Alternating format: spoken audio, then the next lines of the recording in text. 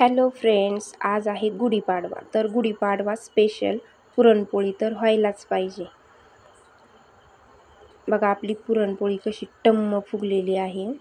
अशा प्रकारे आपल्याला आज पुरणपोळी बनवायची आहे बघा. तर त्यासाठी बघा ही पुरणपोळी कसली सुंदर उलती पालती कशी पण करा, एकदम गोल चेंडूसारखी झालेली आहे. कसली भारी वाटते ती. 2-3 वेळा जरी उलती पालती केली तर ती फुटत सुद्धा नाहीये. बघा अशा प्रकारे आपल्याला पुरणपोळी बनवायची आहे. तर त्यासाठी आपण सुरुवातीला डाळ स्वच्छ पाण्याने धुवून घेतलेली आहे. कोमट पाणी करणार आहोत. त्या कोमट पाण्याने आपण धुवून घेणार आहोत. तर बघा आपण डाळ घेतलेली आहे, विकतची डाळ आहे ही. तर कोमट पाणी पण या ठिकाणी आपण करायला ठेवलेलं आहे. तर आधी स्वच्छ पाण्याने धुवून घेतलेली आहे.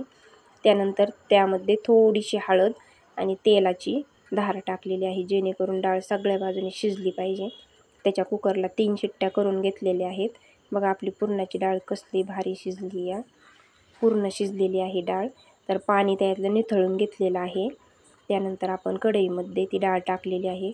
बघा एवढं आपण प्रमाणात गूळ घेतलेला आहे यासाठी. तर डाळ आणि गूळ दोन्ही एकत्र करून घेतलेलं आहे. टाकल्यानंतर बघा कंटिन्यू त्याला हलवत राहायचं आहे. बघा असं पातळ झालं आपलं गूळ, त्यातला वितळायला सुरुवात झालेली आहे. फक्त 10च मिनिटात आपलं पुरण परतून झालेलं आहे. पहा अशा प्रकारे गूळ पूर्ण वितळलेला आहे. बघा असं आपलं पुरण झाले. तर आपण ते लगेच बारीक करून घेणार आहोत पुरणाच्या चाळणीने. बघा आपण त्यावरती लगेच जायफळ वगैरे पण टाकलेलं आहे. आणि आपण गव्हाचं पीठ घेतलेलं आहे, त्यामध्ये थोडंसं चवीनुसार मीठ पण टाकलेलं आहे. तर बघा आपला कणकीचा गोळा कसला भारी झाला आहे. तर बघा असं पुरण तयार आहे. तर आपण पहिल्यांदा कणकीचा छोटासा गोळा वाटी करून घेणार आहोत. त्यामध्ये लगेच आपण पुरणाचं पण थोडंसं पुरण पण त्यामध्ये लगेच टाकून घेणार आहोत.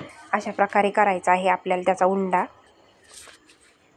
तर आपण पिठामध्ये, जेणेकरून आपली पुरणपोळी छान लाटली गेली पाहिजे, यासाठी आपण पिठामध्ये बुडून घेणार आहोत. त्यावरती लगेच आपण थोडंसं पीठ पण टाकणार आहोत, बुरबुरणार आहोत सगळ्या बाजून, जेणेकरून आपली पुरणपोळी पुढे पुढे सरकली पाहिजे, यासाठी खाली चिकटणार नाही. तर बघा अशी लाटून घेणार आहोत आपण छोटी. नंतर हळूहळू लाटणार आहोत सगळ्या बाजूने.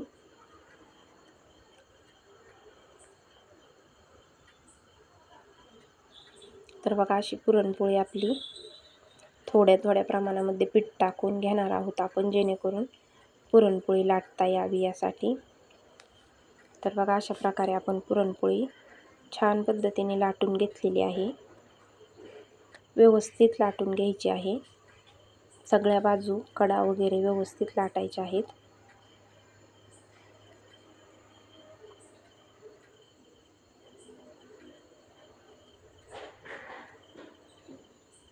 बघा आता आपण तवा तापाय ठेवलेला आहे, त्यावरती लगेच आपण पुरणपोळी टाकून घेणार आहोत. तर बघा अशा प्रकारे आपली पुरणपोळी फुगलेली आहे टम्म. तर बघा ही माझ्याकडनं थोडीशी फुटलेली आहे पोळी. तेलाची धार सोडणार आहोत आपण, जास्त पण नाही तेल लावायचं, थोडंसं कमी प्रमाणातच तेल वापरायचं. पुरणपोळीला उन्हाळ्याच्या दिवसात खूप तेल असल्यानंतर ते खावीशी नाही वाटत.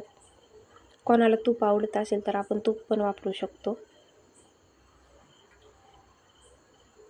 तर बघा अशी टम्म फुगलेली आहे. बघा तसंच आपण करून आपण दुसरी पण पुरणपोळी छान पद्धतीने लाटून घेतलेली आहे. ती पण बघा कशी गोल चेंडूसारखी झालेली आहे, टम्म फुगलेली आहे ती पण. बघा आपण कशी पण उलती पालती करा तरी ती फुटलेली नाही आहे. आपण यामध्ये मैदा वगैरे काही नाही वापरलेलं, फक्त गव्हाचं पीठ घेतलेलं आहे. योग्य प्रमाणामध्ये मीठ वगैरे टाकल्यानंतर पुरणपोळी खूप छान होते. बघा अशा प्रकारे आपली पुरणपोळी खाण्यासाठी तयार आहे.